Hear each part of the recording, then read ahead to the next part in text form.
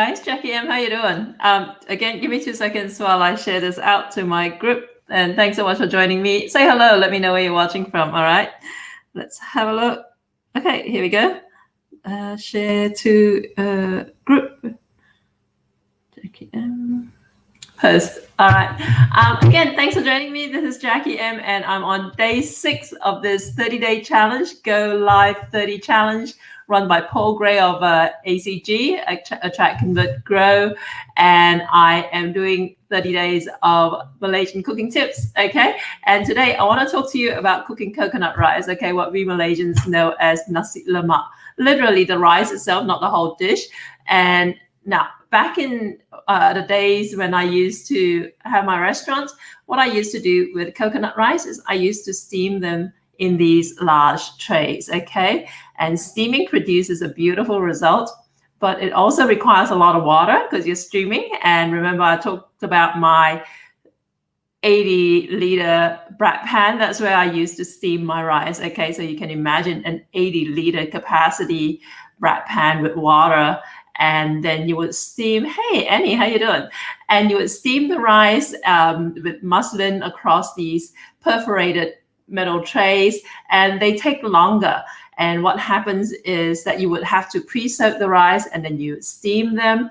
And then after about half an hour, you would open up the brat pan, and then you would pour coconut cream through the rice and sprinkle it with some salt, stir it through, cover it again, and then steam it again. Hey, Liz, how you doing? So that actually takes a long time, right? Because you want to make sure it's all evenly steamed, but it does produce a result that's really nice and like loose but cooked through rice, okay? Now, what I used to do as well was I used to do a lot of like outdoor events. So once a week I would I would do it multiple times a week, but there was this particular event where we just got ridiculously busy. And now, if ever you run a Malaysian food business, if ever you do any kind of pop-up events and all that, if you ever run a food truck or anything like that, there are a lot of logistical considerations to take into account, namely lack of access to power a lot of time, and also lack of access to running water, okay? And like I said, steaming requires a lot of water. Hey, Paul, enjoy your lunch. Steaming requires a lot of water. And also, remember I said steaming takes a long time, right?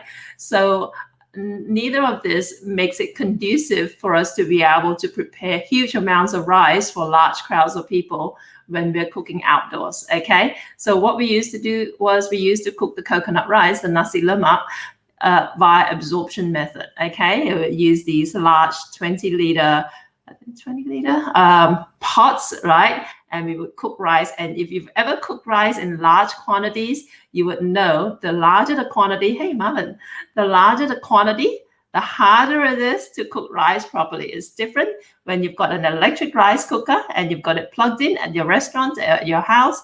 But even then, when you're cooking a lot of rice in the rice cooker, you know by experience it's a little bit tricky to try and get it to cook properly all the way through, right? Not to mention one that's much, much bigger and you're cooking it by gas because remember, no electric power. So yeah, you don't have the luxury of being able to just press a button to cook the rice properly, okay? And remember, you are also making it into coconut rice because you're using it for nasi lemak, okay? And coconut cream, coconut milk is thick and gluggy. And what happens is that anything that's starchy or thick or gluggy that goes into your rice when you're cooking it causes it to stick and causes it to burn, right? Hey, Annette. So what happens is that, you know, you magnify it with a much, much larger quantity of rice. It means that when we were outdoors and cooking, we had to reduce the possibility of our coconut rice burning. And what did that mean? That meant we had to use as little coconut milk as possible, okay? So what we used to do was we would also try and cheat a little bit, okay? What we would do is we would cook the rice with just straight out water, but with a little bit less water. And then once it had flopped up and was about 2/3, 3/4 cooked, we would then open the lid and pour coconut cream over the top and cover it and finish it off that way, okay? That meant that the sticky, gluggy coconut cream or coconut milk did not work its way too far down into the bottom of the pot where it would stick and burn quickly. Okay. Hey, Linda. But you know what? Because of all these compromises, what happened was that our coconut rice, our nasi lemak that was served as part of our nasi lemak, still tasted less than ideal. You know, if you like your nasi lemak, very creamy, very coconutty, you probably won't find it from buying from me 10, 20 years ago when I used to trade at these big events, because it just wasn't logistically possible to be able to produce nice, creamy, coconutty rice in big quantities in a very short amount of time. Okay. And you can imagine if you did go overboard with the coconut cream and you've got a 20-liter pot of rice and you burn it, that's your rice that needs to be thrown out. Okay. But I wish I had found this back then, but I hadn't. And obviously the product existed like for many years, even when I was trading, but it just never got on my radar. And this is an example of how my cooking evolves over time. Okay. What I do nowadays, to be fair, I don't actually run big events anymore. A lot of the stuff I do is I teach people how to cook online, right? Through my Malaysian Street Food Academy, which you can find out about at walkaroundasia.com. What I do nowadays is I actually just cook rice per normal, and then I use coconut milk powder. Okay. And what it means is I can just cook rice just using straight out water with a bit of salt through it, right? And then once it's fully cooked, after it's fully cooked and completely cooked, I then spoon in a couple of tablespoons, or depending on how much rice you're using. Okay. I have to admit, I like everything to be very lemak. All my food tends to be very coconut creamy and very rich. All right. So what I would do is I will use coconut milk powder and pour it over the surface of the rice, and then just use the rice paddle to stir it through. Okay. You would think that because it's powdery that it would not dissolve properly, but no, it works out fine. Okay. So that's one trick that I wish I had incorporated into my business back when I used to sell nasi lemak in outdoor environments. Okay. Because every now and then I'd get like the typical Malaysian, because Malaysians tend to be my worst critic. They say, oh, you know, it tastes like plain rice, it tastes really bland and whatever, and that sort of stuff, right?